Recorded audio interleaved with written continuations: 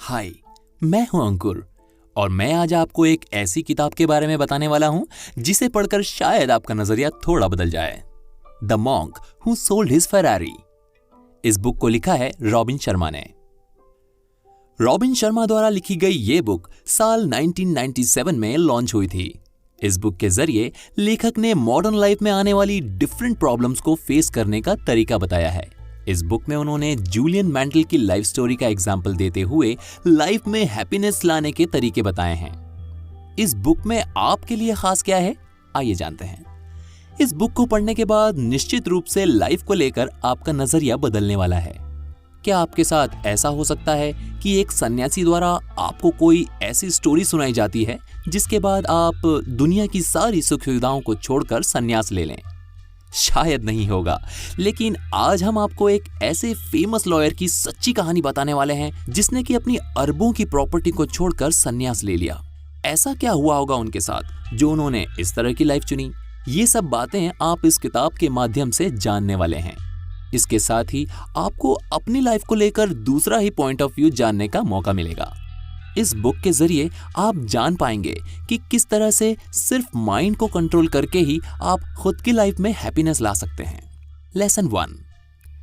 एक फेमस और काफी रिच लॉयर होने के बाद भी जूलियन मेंटल ने संन्यास ले लिया। जूलियन मेंटल अमेरिका के सबसे बड़े लॉयर्स के रूप में जाने जाते थे। हार्वर्ड यूनिवर्सिटी से अपनी लॉ की पढ़ाई पूरी करने के बाद जूलियन के पास इतना काम था कि वो खुद के लिए भी वक्त नहीं निकाल पाते थे। अमेरिका के लगभग सभी बड़े कोर्ट केस जूलियन के पास ही आते थे। उनके पास पैसे की कोई कमी नहीं थी। बड़ा घर होने के साथ ही उनके पास फेरारी जैसी कारों का कलेक्शन भी था। उनके पास कमी थी तो सिर्फ वक्त की। काम के ओवरलोड होने की वजह से जूलियन काफी स्ट्रेस में रहते थे। स्ट्रेस के कारण एक दिन कोर्ट में उन्हें हार्ट अटैक आ गया और वो वहीं गिर पड़े।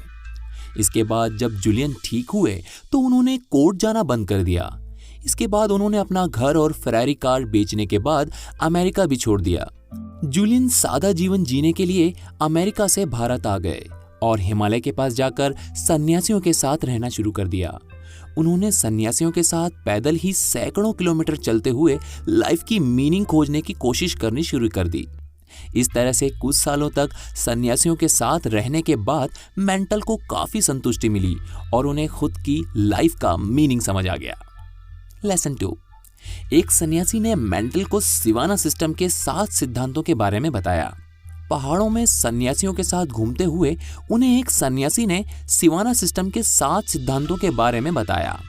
इसके साथ ही मेंटल को उनके द्वारा लाइफ के मतलब और हैप्पीनेस के राज को समझने का मौका भी मिला। ये सब ज्ञान लेने के बाद मेंटल फिर से अमेरिका वापस आ गए और उन्होंने अपनी लॉ की प्रैक्टिस भी शुरू कर दी। लेकिन इस बार मेंटल दूसरे ही रूप में नजर आए। वास्तव में वो सन्यासियों द्वारा दिए गए ज्ञान को फैलाना चाहते थे। सिवाना सिस्टम के 7 सिद्धांतों को जानने के बाद मेंटल की लाइफ में काफी बदलाव आया। उन्हें ना सिर्फ आंतरिक शांति मिली बल्कि उनकी लाइफ में काफी हैप्पीनेस भी आ गई।